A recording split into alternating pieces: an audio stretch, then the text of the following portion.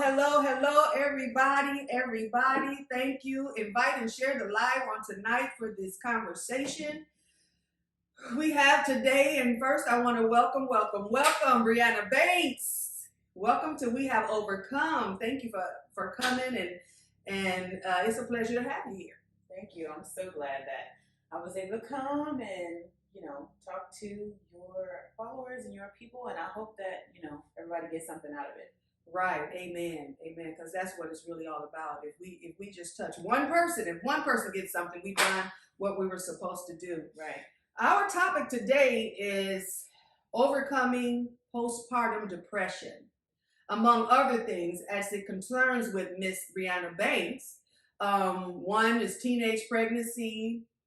Number two is negative comments. When you found out, when you finally came out and told people that you were pregnant. Mm-hmm. And then also your college, what happened there. Mm-hmm. And the fourth one would be postpartum depression. Okay. So let's begin with number one. First of all, you want to introduce yourself? You want to tell them anything about yourself before we even get started with that? So, like she said, my name is Breanna Banks. I am... I just had a birthday. I'm 24 and I have 2 lovely babies. And I also have a podcast. It's called Encherage. And we kind of talk about the same thing. So I'm super excited to just come and have this conversation with Miss Trish because, like I said, this is really good information and, hope that we can help somebody. So, yeah. All right, good.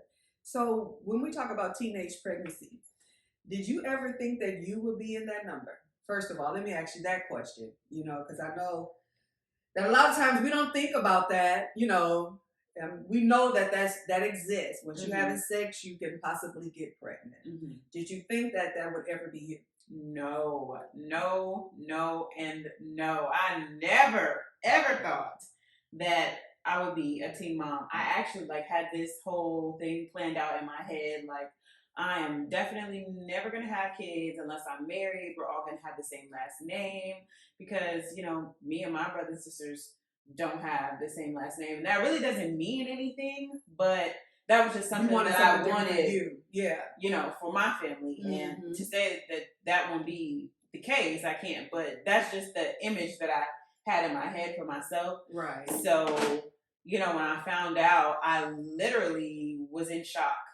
I forgot that I had even taken the pregnancy test just because, I just thought that could never happen to me. Mm-hmm. So, I finally went back in the bathroom and it was 2 solid lines. I almost died. Wow. And if y'all know who my mom is, then you would know why I almost died because I was so scared. Mm-hmm. I'm like, she's going to kill me. Mom, I'm just going to be dead. She's just going to murder me. And that's just going to be the end of me because I'm like, this cannot be. So it was very stressful situation, very shocking situation. But, here we are today. Yeah. And it's something that you plan your life out and it don't go the way you want it to go. Mm-hmm. Yes. So what happens is that you just got to make another plan, right? You got to make another plan. Right. So, and then in that, you were afraid to tell your mom. Mm-hmm. Why? Well, because she's not this way anymore. But before, my mother was dramatic.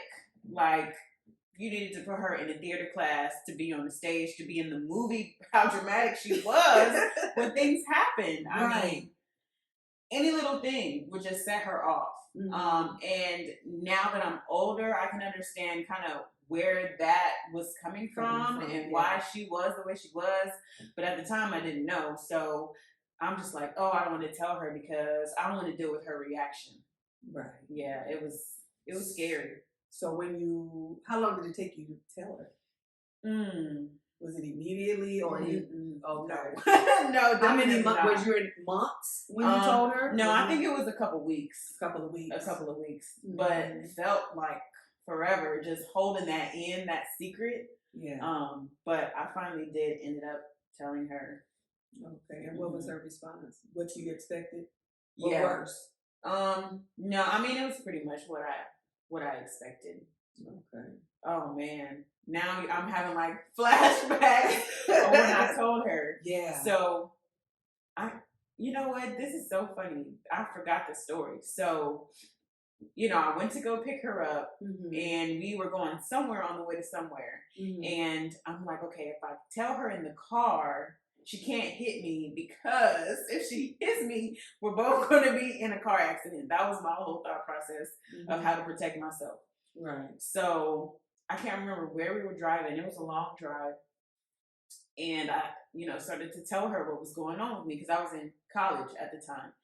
And, I was like, there's some weird stuff going on, with my body because of this birth control.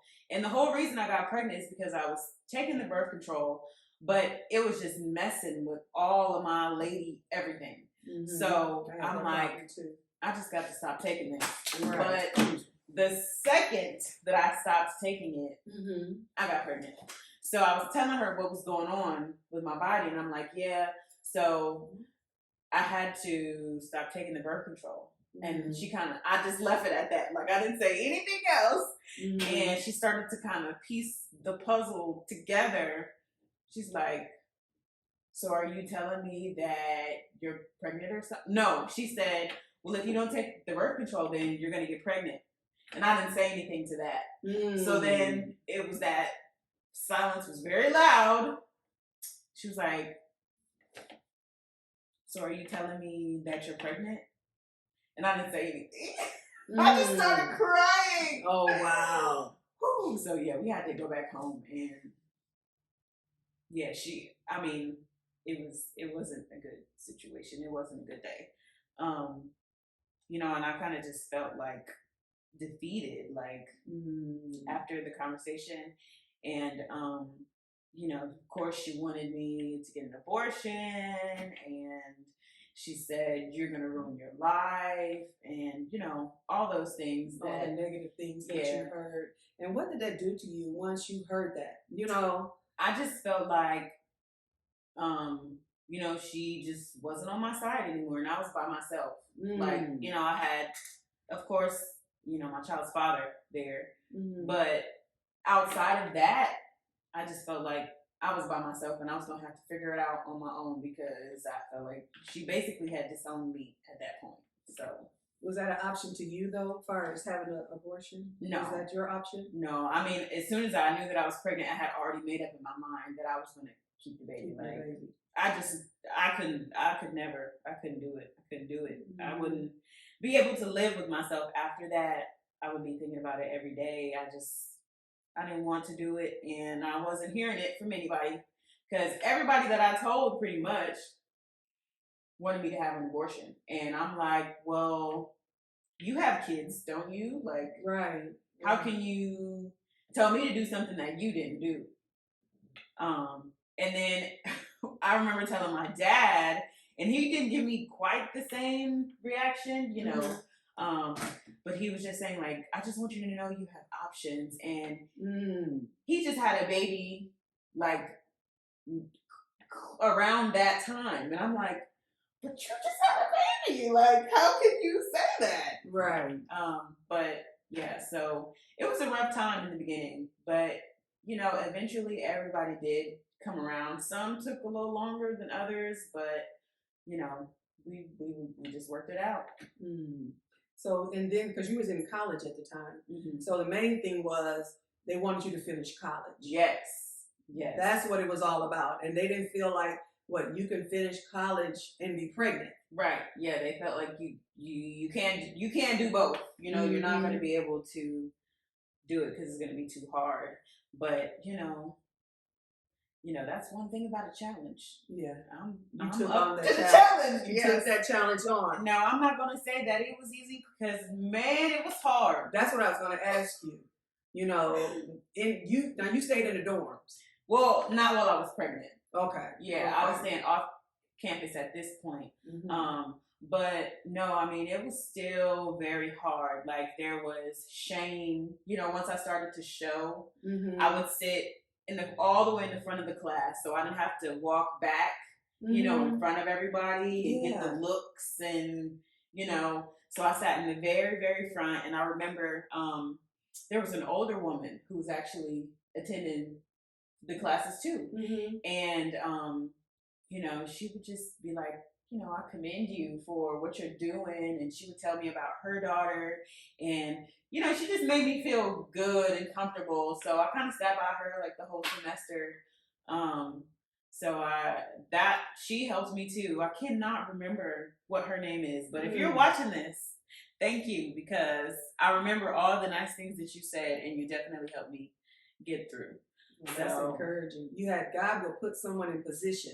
Won't He will put somebody in position. Won't he? You know, and then I want you said shame. What were you shamed about though? Was other people reactions to when you told them you was pregnant made you ashamed, or was that something that you just had on the inside of you? Why would you?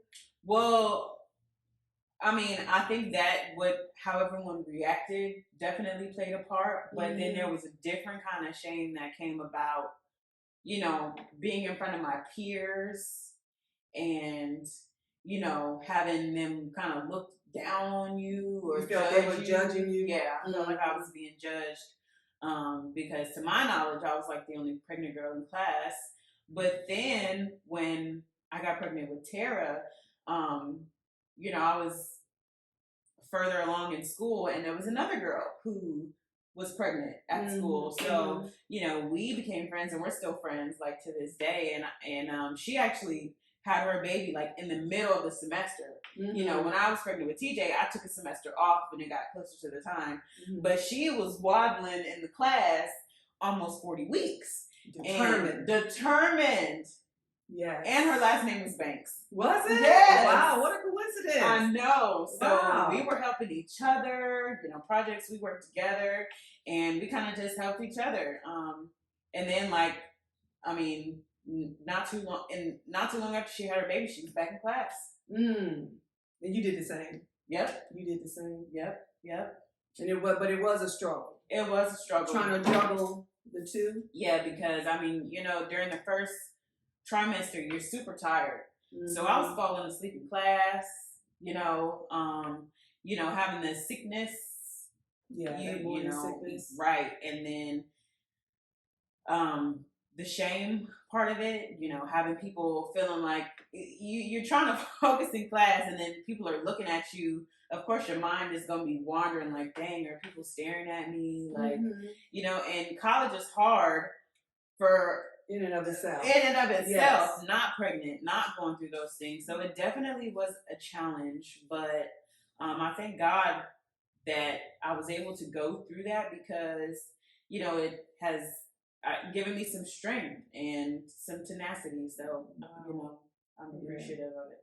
And tell them that, okay, so you finished college. I did. So it set me back a year. Having my baby, but I still finished, and I finished with honors. So with honors, come on! I did not only still graduate. I graduated. You know, I forgot what the because you kept a 4.0. Was it a 4.0 or 3.5 all the way through? What is I had a 3.7. 3.7. Yeah. You maintained a 3.7. Yeah. Pregnant. Yeah. And not only that, you worked. You had a job too, didn't you? I had a job. I worked at like a restaurant as a hostess when I first got to college, and then I was working at a coffee shop, and then I didn't even live on campus. So that's a whole nother thing. Right. When you live on campus, you can walk to class. You can get up 10 minutes before, make it there. I lived all the way across town, so I'm riding buses, trains, Ubers to get to school. Wow. And I mean, I don't know who. You don't know how you did it now, because you're talking about it, right?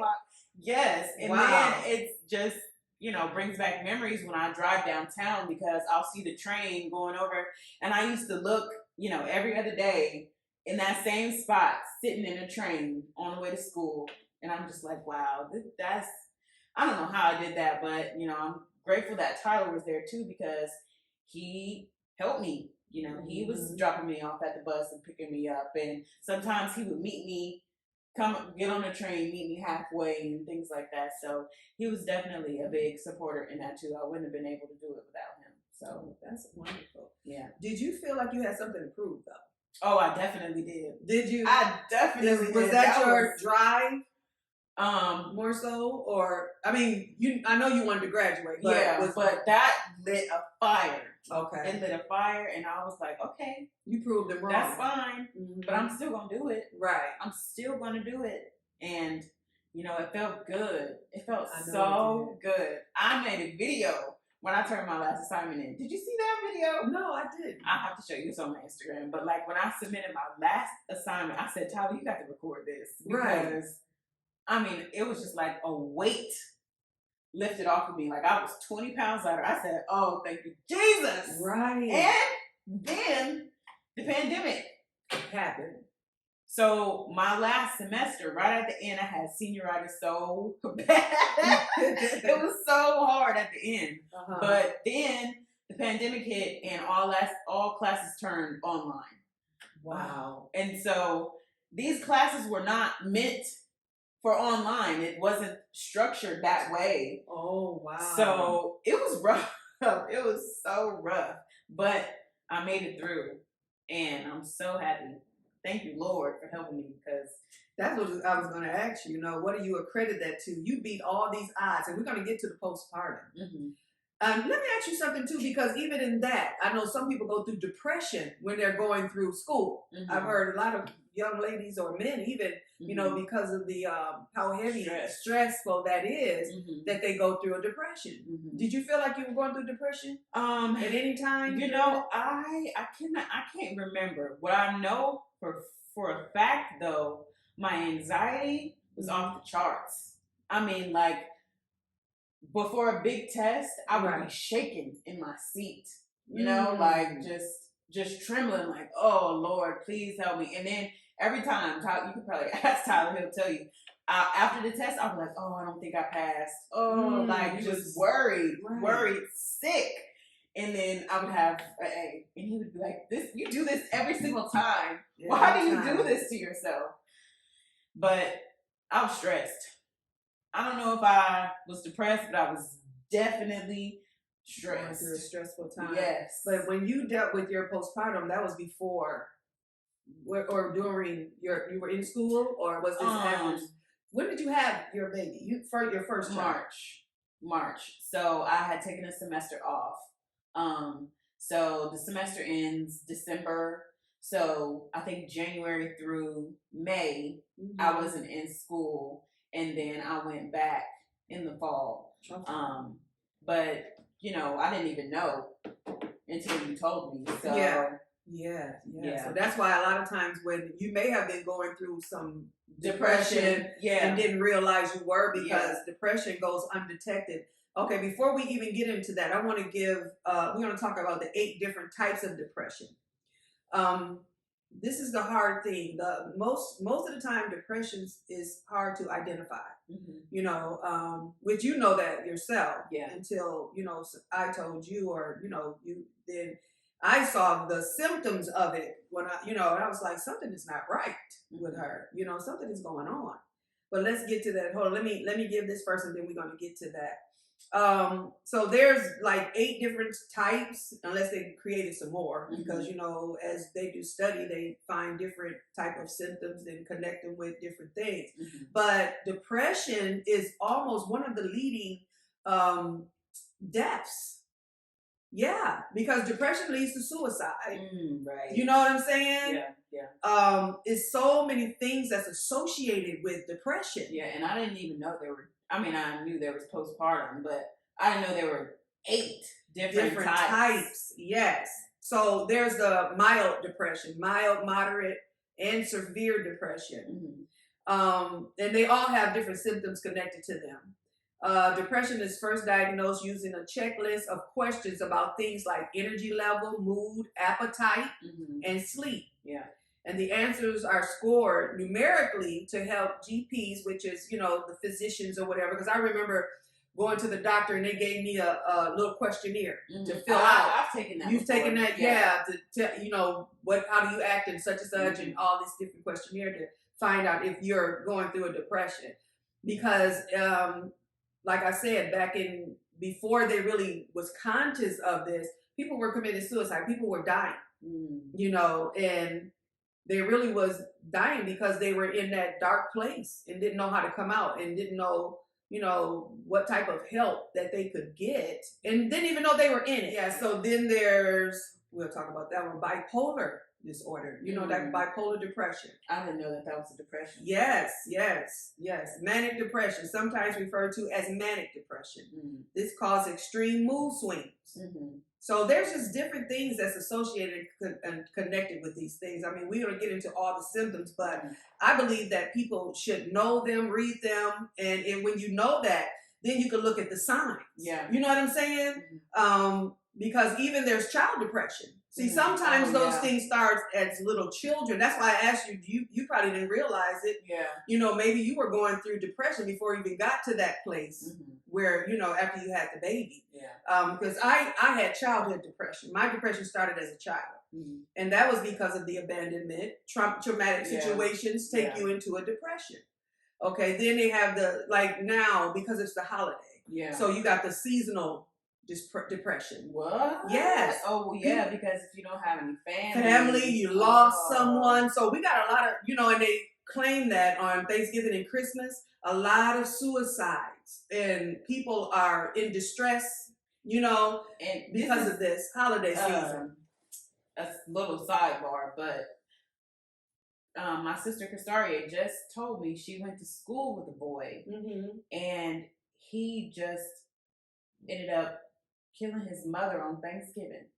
Wow. Just this past one. And really? She said, when they were in school, he kind of was strange. He was a part of her friend group. And, he would always just say mean things to girls and always pick with them and things like that. And she just told me that they had found out that he did that. So that's crazy. Because he had an issue with women. Yeah. See, that's why it was a sign there. And sometimes we don't pay attention to stuff like that, bullying and all that. Sometimes there's something happening in their households. And we have to look deeper as a culture. Yes. Because our culture is used to, saying, they just bad.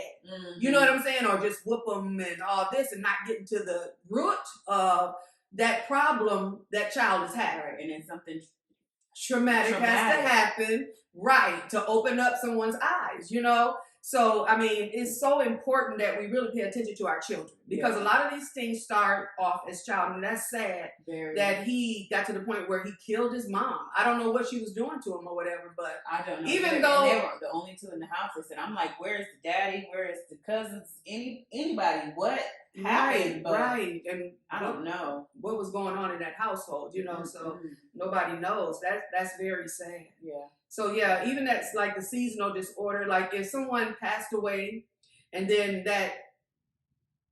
just like someone passed away in their family in November. Yeah. So every November they start feeling a certain way. Yeah. Yeah. They get depressed and sometimes you don't even connect it like, and then all of a sudden it'll come, their mom died on that day. So, that's what that seasonal depression is, in sadness. Yeah. That's sad. I mean, these things is just, we got a lot to battle. I'm just saying, when you really think about it, there's just a lot. Stacked against mentally, us. right. Mentally, if we don't have Jesus, we'll be jacked up. I know that's right. So there's a psychotic depression. That's severe clinical depression with psychosis. Psychosis symptoms including hallucinations, delusions, and all that. Schizophrenia. I mean, atypical depression, mixed depression with anxiety disorder. So that's what I was going to tell you too, because anxiety is a symptom of depression. Yeah. And a lot of people deal with that anxiety. Yeah. And anxiety is a form of fear. Yeah, and I really still deal with it today. With anxiety. Yeah. And that's a form of fear. That's really what that is. And so in order to really get over that, we have to walk by faith, you know, and it's a process, especially if that's something that you deal with. You know, a lot of times people say, just get over it. It ain't that easy sometimes just to get over it. It's a process, and the things that you have to do, first you have to really acknowledge it, that you even have an issue. Yeah. You know? Yeah. And then people will be looking at you like you're crazy. Like, why are you, like you're just acting or whatever until somebody have a freaking panic attack, and then you realize, no, this is serious. It's serious. Yeah. Exactly. Because people really have lost their life, you know, and it's hard to calm somebody down if they get into that severely, you know, when they get them anxiety attacks like that. That's a scary place to be. Yeah, it is. You know, if you've never dealt with anxiety, and I have, I mean, that's a scary thing right there, you know. Because it can control your whole body. It does, and your mind, and that's the thing. It takes over your whole thought process, period. You know, you just go crazy. I mean, it ain't funny, but I mean, I'm just saying, you can't even control it. You be like, what in the world, you know? And with, you know, the COVID and the things that was going on, you know, with the pandemic, a lot of people were suffering from anxiety. Oh, yeah, I can imagine. Just from that news, you know, that, shoot, a lot of people thought they were going to die, you know, through COVID, you know, and the news that they were hearing. And, you know, my advice to people was just turn off that television. Stop listening to, exactly. Stop listening to it. You know, trust God. I mean, you know, we do have a testimony, and I can thank God that, you know, here now, you know, we didn't get COVID, you know, so that's, you know, that's to God's grace. But, you know, let's get to postpartum. Okay. So now with postpartum depression comes when after birth, right? Yeah. So what was the feeling? What was going on with you? Because I know it's after birth, and you know, some people don't know exactly what it is. They hear about it. Right. So, I mean, there's levels to it. So you got like the baby blues. Right. And then you've got like full-blown depression. And then you've got like severe depression. And that's a scary place to be when you got a newborn baby, because some women will hurt their babies. They have hurt their babies. Yes. Yeah. So I think that I was more closer to the baby blues end of the spectrum, but you know, my birth was a traumatic experience. Yes. With TJ. So, you know, I was under high risk watch, you know, and then when I had him, he wasn't breathing, and I wasn't prepared. I wasn't prepared. I did not know that something like that could happen. Yeah. Like I mean, of all the research and stuff that I was doing. Because you were doing research. Yes. Books. Right. Exactly. You were preparing yourself, you thought. Yes. Out of everything that I was trying to teach myself, I just didn't even tap into that realm that something could go wrong. Yeah.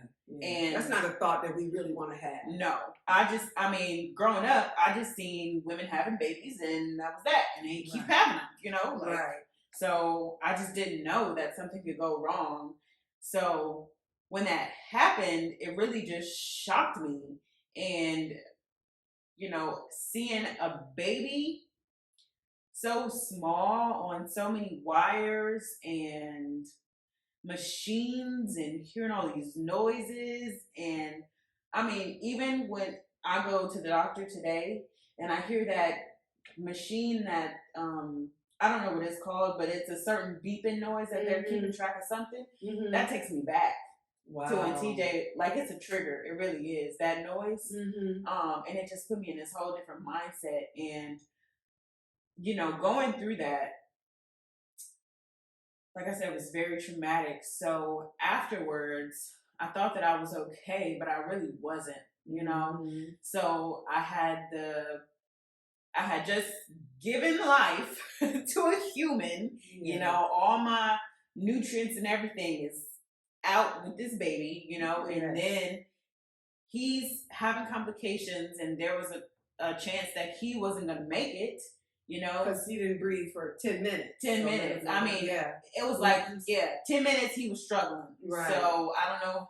The grace of God is how that happened. Yes. But So yeah, and then there was that thought of it was my fault. Mm. You know, I Guilt. I thought, oh my God, I did something wrong, and I thought it was my fault, and I was putting it all on myself. I was putting it all on myself, and you know that was making me be kind of hostile towards TJ when he was born. Like, you know, I think he had colic. Okay. You know, I think he had some gas, something going on, but he would just cry and cry. And I was still so like, I don't know, I just wasn't myself. So I didn't have Did you attach to him?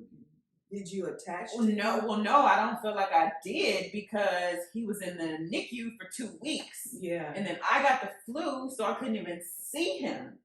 So I didn't get to do breastfeeding really. I didn't get to hold him. I mean, they plopped him on me for like 2 seconds and then they took him right away. So that first initial bonding, I didn't really have that with him. So, you know, I was stuck in the hotel room and I had the flu. I was sick. It was a tough time, and I wanted to be with him so bad. I just wanted to be with him so bad, but thank God you and my mom and China were able to go and see him. But that really tore me up.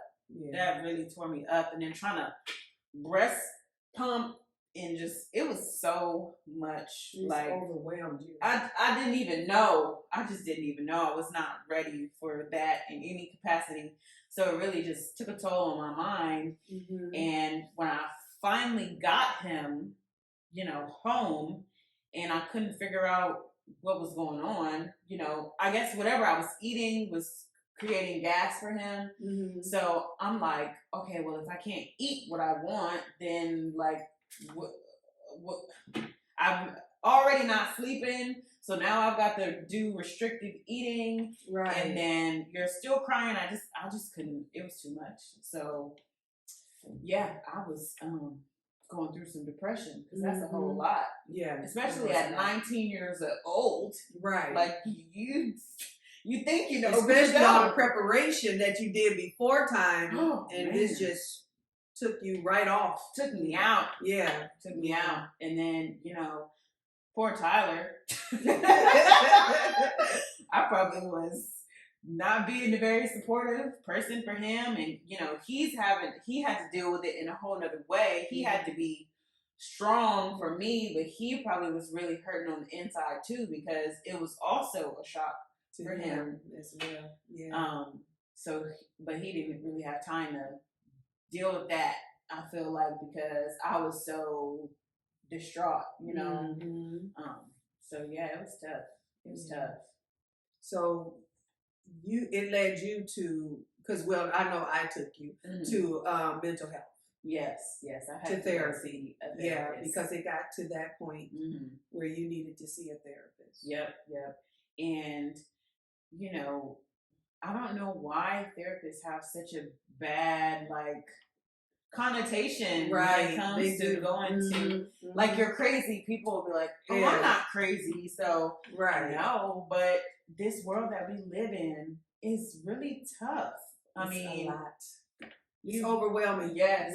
It is. It can be, you know, and that's why we really have to have that relationship with God. Because if we didn't have God, we would actually, we really would lose it. Yeah. And a lot of people, you know, and I believe that was probably you, if I hadn't identified it, will suffer in silence. You know, just continue to do and keep going until it just, you know, get too drastic or something they really can't handle no more, you know. But I commend you from going to therapy, you know, because a lot of people would have turned that down, you know.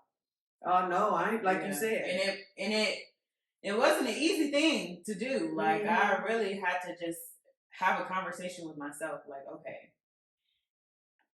if somebody else is able to identify that, then you probably really should go. Because I'm like, I don't know. It was like an internal battle thing, but from what you heard from other people. Yeah.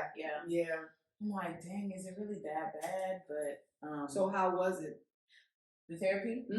It was freeing. I mean, once I started talking and started getting comfortable, like there were other things that I have been dealing with just for so long that I was able to talk about that I needed to get out that I wouldn't have if I didn't go. If you did not go. Yeah. Yes.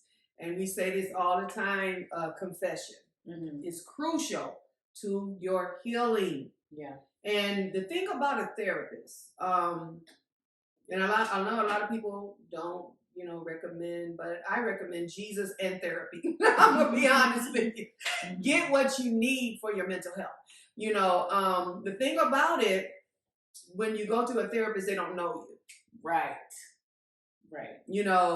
Sometimes it's easier to tell someone that does not know you your information. A lot of times, when you're talking to your family, they might be the cause. So you're not even, they might be one of the cause of your issues. Yeah. You know what I'm saying? Yeah. And this is what we find a lot of times you don't want to hurt their feelings, because of some things that they have done.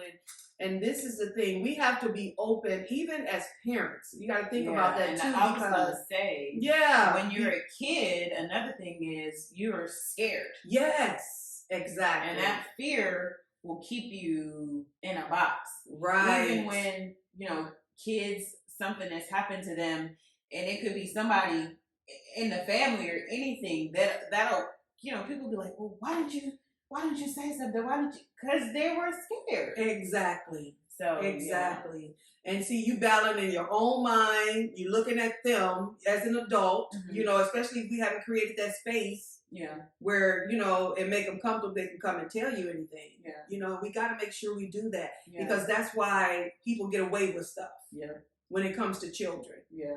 Because they can put that fear in them very, very easily because it's already almost there. Because So they're afraid already of you, as a parent. Mm-hmm. And we have did that, but we got to be more open now because we got to, we're more conscious now than we were then. Yeah. We should be anyway. Yeah. More conscious than we are not then. So you have overcome all this. Now tell them your accomplishments. You said you graduated with honors. Yes. Tell them about your job that once you got out of school. Yeah. And the job that you found. So that's a whole other testimony in itself because like I said, I graduated right smack dab in the middle of this pandemic. Mm-hmm. And a lot of people that I graduated with couldn't find jobs because the businesses were closing. We were on lockdown. Mm-hmm. So I'm like, okay, I was pregnant also. I just found out that I was pregnant with my second child. So, I'm freshly graduated. Well, no, I hadn't even graduated yet. I was, close to graduating and I was pregnant. So I'm like, okay, well, Lord, we're just gonna have to do this. We're gonna have to figure it out. I'm gonna trust in you. So I was actually trying to find a job in real estate. And I was gonna try to be a real estate agent. So my resume had like real estate all over it, And I kept seeing this job for an executive assistant come up on my LinkedIn account. Mm-hmm. But there was like 40 people who had already applied. Mm-hmm. So I'm like, there's no way that I'm going to get this position. 40 people have already applied. I'm not even really looking for that kind of work. No, I'm just not going to do it. So after like the fourth or fifth time of it popping up on my account, I'm like, okay, that's a sign. Right. All right, Lord.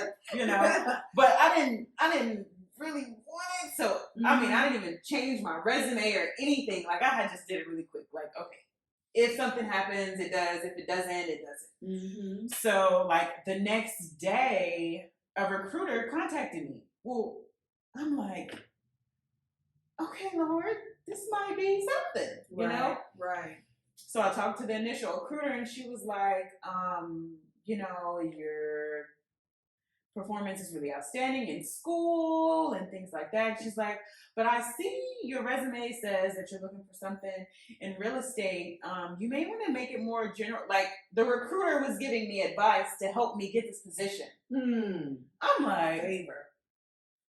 Okay. Right. So then she's like, all right, we're going to let you talk to the hiring manager. Mm-hmm. And I was like, okay. So I changed my resume and the hiring manager reached out to me And, I had an interview with her. Now, I should have been, no, did I? Yeah, so I should have taken this interview very, very seriously, like I normally do. Mm-hmm. But I don't know, I just wasn't. I wasn't stressed about it. So I had my hair wrapped up, and you know how I do, right. my whole head in the scarf. Right. Okay, I wasn't even home. I was at my friend's house. Wow. And, I had the interview, and it was 2 women. And I wasn't expecting that. So I was very comfortable. Okay. And I literally just was myself. I didn't have any anxiety, any shame, any fear. Because normally before an interview, I am stiff. Right. Very just, you could probably, yeah. So no, I was chill, And after that, the next day, she's like, okay, so let's meet with the president. And I'm like, the president?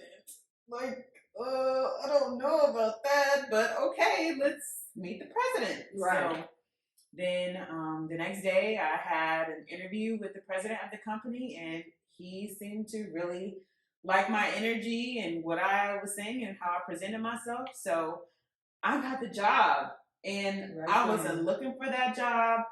I wasn't going to apply to that job. I didn't take it. Well, I did. I mean, I presented myself, but I wasn't super serious in the interview either. Right. And I got that position, and that was 100%. I cannot take any credit for that, because if I were to have tried to do it, right, I probably wouldn't have got it. But it was God who wanted me to be there, so I was able to get that for you. I was, favor. And as you're talking, I see how God just positioned everybody and put everybody in place for your whole journey, from teen pregnancy to college to, to the, getting out of college, your children, the job. Yes. Now with this job, you went in making $26 an hour. Did you go in making $26 an hour? And I think I made $23 an hour. Yeah. And it was in your field. Yeah. Yep. Business. Yep. And I'm so grateful that I was able to get that job, because you just don't know what you don't know. Mm-hmm. So I thought that I knew a lot about business until you working for the president of a company and you really are seeing how things are operating in the back end. Right. Because normally, you report to a manager, but that manager is reporting to a director, and that director is reporting to the CEO or the president. Mm-hmm. So I had never had that exposure. So, someday when I'm running my own company, I've got that insight, and I just thank God, because training, right? I would be at a long table of all the executives, right? Only Black girl at the table. Wow. Only Black girl at the table. Mm. Do you know how, that is such a gratifying feeling? Oh, yeah. And I was welcome. Wow. I was welcome. They would come by and stop by my desk and, hey, Bree, chat it up. Right. And I had a really good relationship with the president. And, he kind of just took me under his wing, and he helped me get promoted to, another position in IT. Did I ever think in a million years that I would be working in IT? No. Right. But and lead, right? Right. That, God is good. He is. He is good. Because what you think that you have in your head, he's going to do exceedingly and abundantly of what you could ever have. Yes. And even at your age, that is amazing. So, and I'm telling you, I look at you being a great example for your age group, even for older women too as well, for the things that you have endured as a young person, because some of the things that you speak about, some people have experienced when they were older, but for you to go through that and overcome all those different obstacles that would put in your way, to knock you down. Right. And it has taken a whole lot of people out. Yes. Not completely, of course. Exactly. So I just thank God for giving me the strength and the ability to get through those things, because it still wasn't easy. Right. Getting to where I am today. So it's definitely, God was all in the mix of that. All of it. Amen. Amen. I love to hear that. Now, if you could encourage, because her podcast is encourage her. Yes. Okay. So, even with this conversation that we're having right now, you think about some women or young, girl that's pregnant, and she's desires to go to college, or just someone that was in your shoes, like, where you just came from. What would you tell them? What would be your advice to them? I would tell them that, first of all, it's okay. Because society tries to make it seem like it's not okay. Mm-hmm. Like you are a failure and you've done this horrible thing, but it's okay. And don't beat yourself up, because I was beating myself up. Like, how could I let this happen?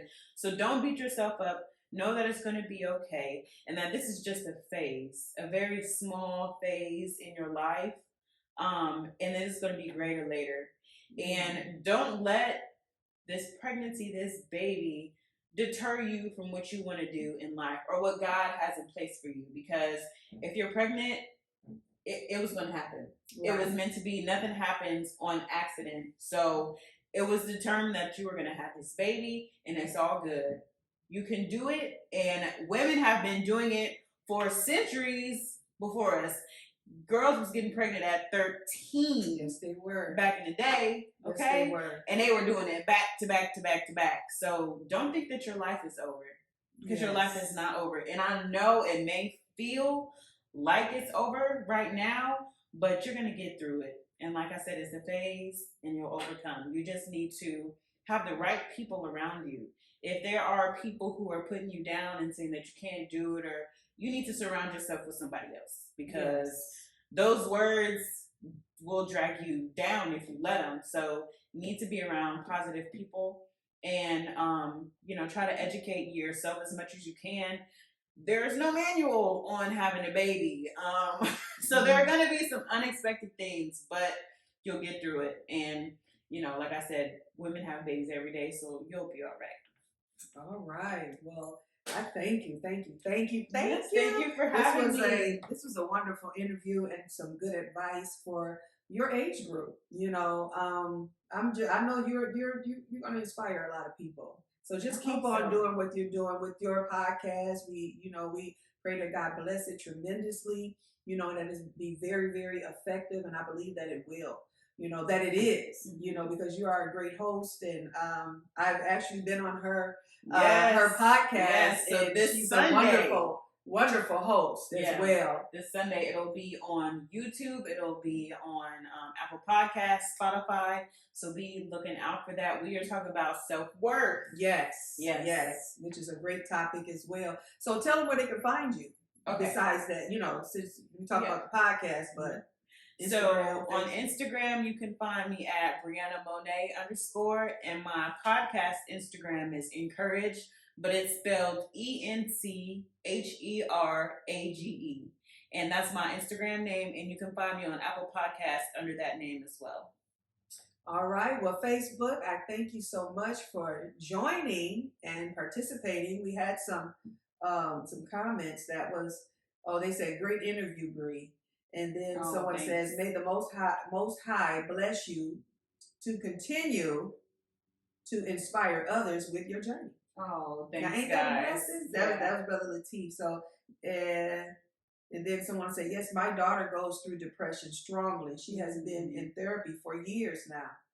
See, and I'm telling you, I mean, it's a thing. Yeah. We got to understand. It is a thing. And, much as we can, let's bring awareness. Yeah. Bring awareness, So I thank you so much. Yes. And we're going to close this out. You all have a nice, wonderful, blessed evening and a great weekend. Bye-bye.